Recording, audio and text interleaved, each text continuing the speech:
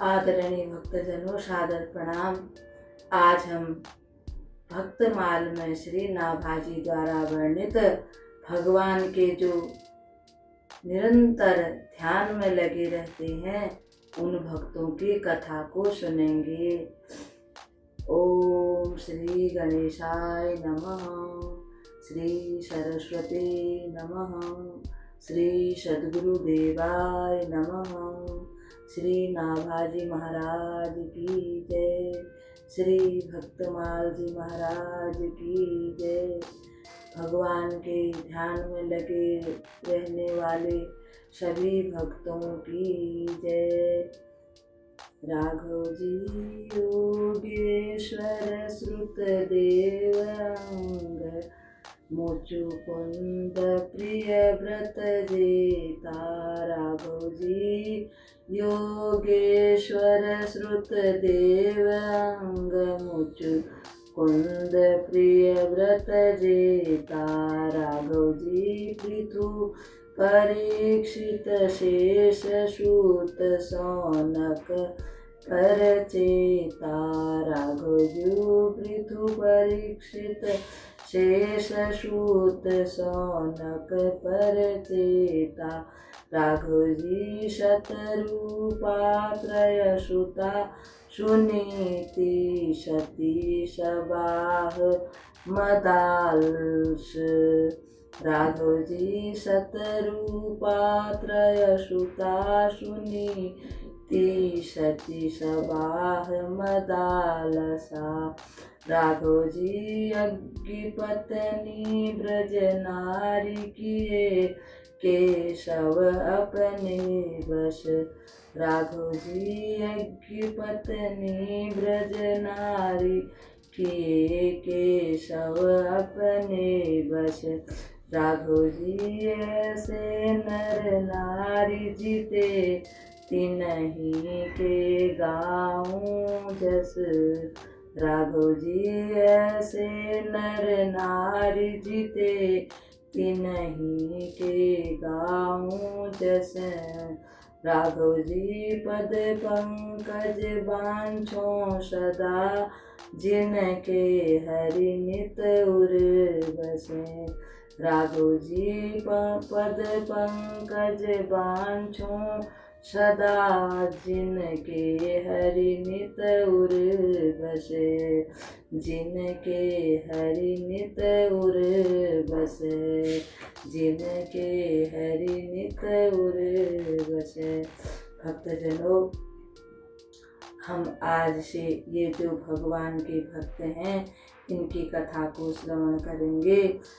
नाभाजी वर्णन करते हैं, जिन भक्तों के हृदय में भगवान नित्य निवास करते हैं, मैं उनके चरण कमलों को प्राप्त करूं। नौ योगेश्वर श्रुतिदेव राजा अंग, मुचुकुंद जी, विश्व विजयी प्रियव्रत जी, पृथु जी, परीक्षित जी, शेष जी, सूत जी, शौनक आदि ऋषि, प्रचेतागण, शत्रुपा जी, प्रसूति जी, आकुति जी, देवहूति जी, सुनीति जी, दक्ष कन्या, सती जी, संपूर्ण सती वर्ग मदालसा, यज्ञ पत्नियां और ब्रज गोपियां, जिन्होंने श्री कृष्ण भगवान को अपने वश में कर लिया है। नाभाजी कहते हैं कि मैं सदा उनका गुणगान गाता रहूं। हे प्रभु, मेरी यही इच्छा है। अब हम सबसे पहले 9 जो योगेश्वर हैं उनकी कथा सुनेंगे। सबसे पहले हम सब जानते हैं कि महाराज स्वयंभू मनु हुए और उनकी पत्नी थी शत्रुपा। उनके पुत्र हुए प्रियव्रत, प्रियव्रत के पुत्र हुए आग्नेन्द्र जी, आग्नेन्द्र के नाभि और नाभि के पुत्र हुए ऋषभदेव जी। ऋषभदेव जी के 100 पुत्र थे। वे सब के सब वेदों के पारदर्शी विद्वान थे। उनमें सबसे बड़े थे राजऋषि भरत। उससे पहले हमारे देश का नाम था अजनाब खंड। उन्हीं के नाम से हमारे देश का नाम पड़ा भारतवर्ष।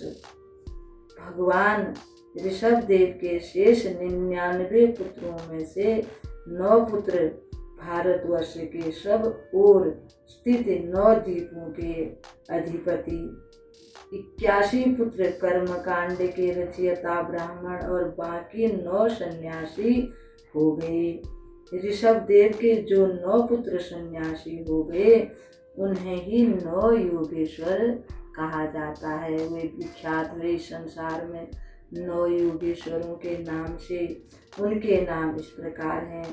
पहले का नाम है कवि, दूसरे का हरि, अंतरिक्ष, तीसरे प्रबुद्ध, चौथे पिपलायन,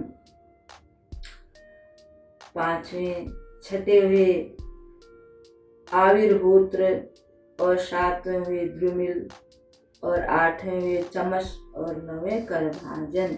ये 9 योगेश्वर हुए। ये 9 योगेश्वर भगवान को अपने मन में ही दर्शन करते हैं। श्री राम मैं सब जग जानी, करहु प्रणाम जोरी जुग पानी। यानी कि ये अपने को शरीर न देख करके आत्मा ही देखते हैं। भगवान को अपने में देखते हैं और सब तरफ भगवान को देखते हैं और सब में भगवान को देखते हैं। ये पृथ्वी पर स्वच्छंद विचरण करते रहते हैं और ये मुक्त आत्मा है सभी 9 योगेश्वर। एक समय की बात है, ये 9 योगेश्वर जो अब मिथिला नगरी के नाम से प्रसिद्ध है, वहाँ पर एक राजा उस समय राज्य करते थे जिसका नाम था निमि। निमि के राज्य में बड़े बड़े विद्वानों का कि बड़े बड़े विद्वान आते जाते रहते थे।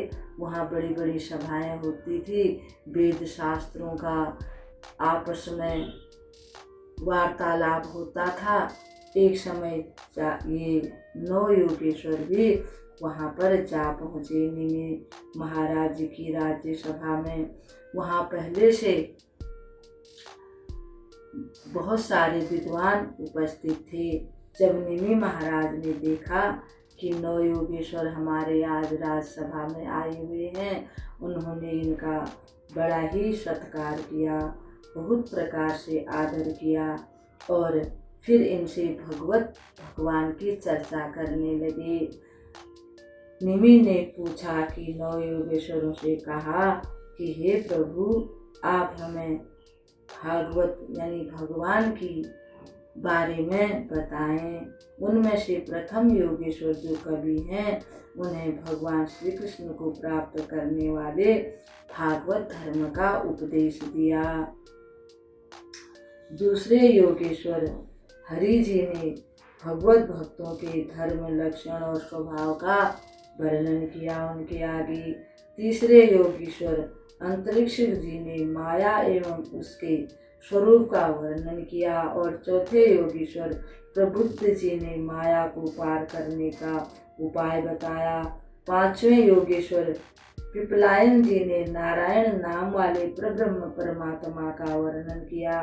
तत्पश्चात राजा निमि ने प्रार्थना की, हे योगेश्वरों, अब आप लोग मुझे कर्म योग का उपदेश कीजिए, जिसके द्वारा शुद्ध होकर मनुष्य शीघ्र अतिशीघ्र अपने कर्म बंधन को काट डालता है और जन्म मृत्यु के चक्र से सर्वदा के लिए छुटकारा पा जाता है।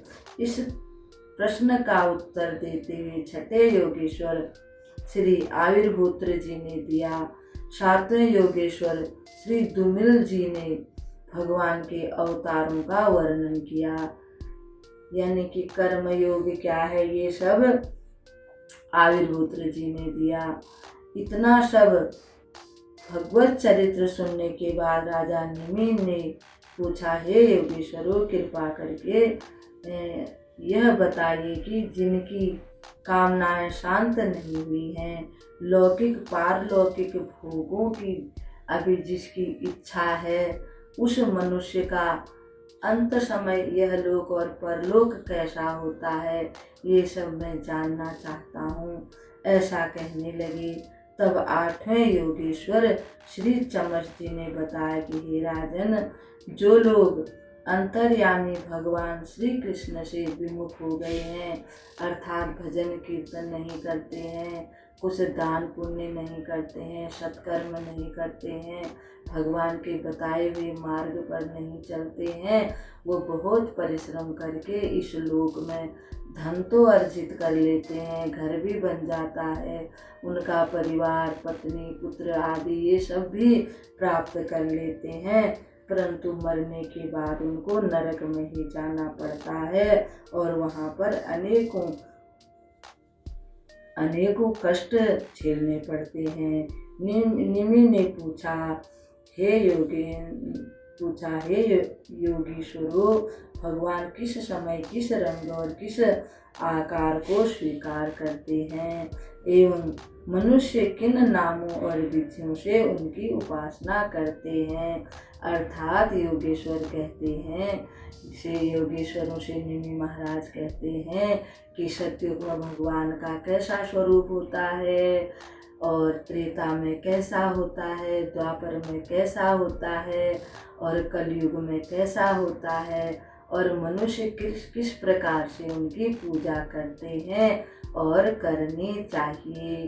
तब जो नवे योगेश्वर हैं श्री करभाजन जी कहते हैं, हे राजन, सतयुग में भगवान के श्री विग्रह यानी जो उनका शरीर होता है उसका जो रंग है वो श्वेत है, यानी भगवान बहुत गोरे होते हैं, उनकी 4 भुजाएं होती हैं और सिर पर जटा होती है तथा वे वल्कल वस्त्र पहनते हैं। वे काले मृग का चर्म, यज्ञोपवीत, रुद्राक्ष की माला, दंड और कमंडलों को धारण करते हैं। सतयुग में लोग तपस्या द्वारा सबको प्रकाशक यानी सबको ज्ञान देने वाले परमात्मा का ध्यान करते हैं। अब त्रेता युग में भगवान केसरी विग्रह का रंग लाल होता है। नाभाजी वर्णन कर रहे हैं कि उनका रंग लाल होता है, उनकी 4 भुजाएं होती हैं और वे कटी भाग में 3 मेखला धारण करते हैं और उनके केशों का रंग सुनहरा होता है और वे श्रुआ आदि यज्ञ पात्रों को धारण करते हैं, जिनसे यज्ञ किया जाता है उन पात्रों को धारण करते हैं।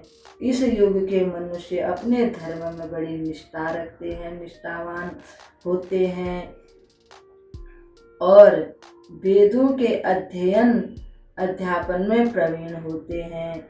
ये लोग ऋग्वेद, यजुर्वेद और साम वेद रूप वेद त्रय के द्वारा सर्वदेव स्वरूप देवादिदेव भगवान श्री हरि की आराधना करते हैं। त्रेता के लोग बड़े ही भगवान में निष्ठावान होते हैं, यानी दृढ़ संकल्प वाले होते हैं और द्वापर में भगवान का रंग श्याम वर्ण का होता है और वे पीतांबर धारण करते हैं। उनके हाथ में शंख चक्र गदा पद्म ये आयुध होते हैं। वक्षस्थल पर श्रीवत्स का चिन्ह, भृगुलता, कौस्तुभमणि आदि लक्षणों से भगवान पहचाने जाते हैं। कलयुग में श्रेष्ठ बुद्धि संपन्न पुरुष ऐसे यज्ञों द्वारा उनकी आराधना करते हैं जिनमें नाम गुण लीला आदि के कीर्तन की प्रधानता है। कलयुग में यज्ञ भी लोग करते हैं और ऐसा भी कहा जाता है, संत लोग कहते हैं कि कलयुग केवल नाम आधारा, कलयुग केवल नाम आधारा, सुमिरी सुमिरी नर उतरहि पारा, सुमिरी सुमिरी नर उतरहि पारा। भक्तजनों, साधु संत लोग कहते हैं कि कलयुग में आजकल हर जगह तो मिलावट है। कैसे हम स्वच्छ सामान को लाएं, कैसे पूजा पाठ करें, यज्ञ करें, हवन करें। शायद तुलसी बाबा सबको पहले से ही पता होगा आने वाला कलयुग में क्या क्या होगा। कोई भी चीज़ आजकल पवित्र नहीं है, दूध तो मिलावट, हर चीज़ में मिलावट, यहाँ तक कि गाय भी मिलावटी हो गई है। तो इसलिए कहते हैं कलयुग केवल नाम आधारा। कलयुग में भजन कीर्तन करना, सत्संग सुनना, कथा इत्यादि सुनने से भी भगवान प्रसन्न हो जाते हैं और भक्तों को भगवान प्राप्त हो जाते हैं और उनकी मनोकामना भी पूरी हो जाती है। इस प्रकार राजा नेमि के तथा अन्य ऋतिज्यों आचार्यों को भागवत धर्म का उपदेश देकर वे 9 योगीश्वर जैसे आए थे ऐसे ही अंतर्ध्यान हो गए। इस प्रकार से हमने श्री नाभाजी द्वारा वर्णित 9 योगीश्वरों की कथा आज श्रवण की। कल एक कथा के साथ आपके सामने हाजिर होंगे। तब तक के लिए हम आपको नमस्कार करते हैं। भक्तजनों, अगर आप ज़्यादा ही 9 योगीश्वर जो हैं उनके बारे में जानना चाहते हैं तो श्रीमद् भागवत के 11वें स्कंद में अध्याय 2 से 5 तक विस्तार से 9 योगेश्वरों का उपदेश है, वो आप उसमें देख सकते हैं। ओम हरि ओम।